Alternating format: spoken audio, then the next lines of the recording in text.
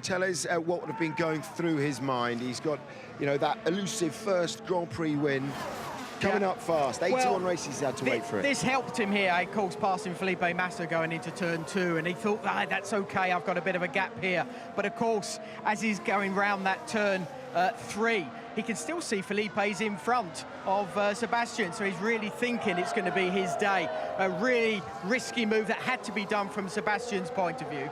But I think keeping him going now, and it's that momentum that he's got, and he's just focusing on what's going on ahead of him.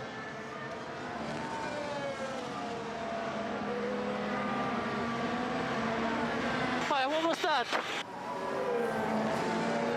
And that's that frustration that Sebastian had, but that just gave that little gap for Valtteri in front. And this is what I remember on my last couple of laps. Didn't have this pressure, but you've still got to concentrate inch by inch around this circuit. What Get would he yourself be on the focusing right line. on right there? Just really getting onto the correct racing line without running out. There's always those marbles that are there. They can catch you out so easy. So all you're going to be doing is focusing on those racing lines and just keep yourself in that correct mindset that you need to have from a qualifying lap to a race lap to a final lap. And then he's probably looking in his mirrors, but he's just only going to be looking at what's going on ahead of him, especially going into these last 2 tricky corners where this Mercedes hasn't been at its strongest. But again, just has enough gap there to keep ahead of there. If there was one more lap, it would have been a very different scenario, but brilliant for him. Actually, in the end, coming up on Valtteri Massa, that was a bit of a help, but this is what Sebastian Vettel. It wasn't very. that was a different figure to the one he usually uses exactly, when he wins. yeah.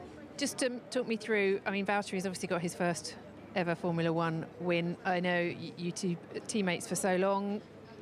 Great day for him. So happy for him. I think he deserved it.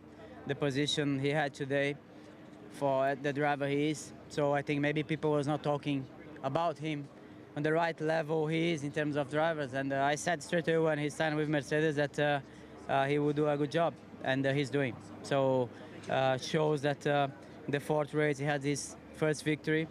Now he's a different driver because he achieved a victory, and I'm so happy for him.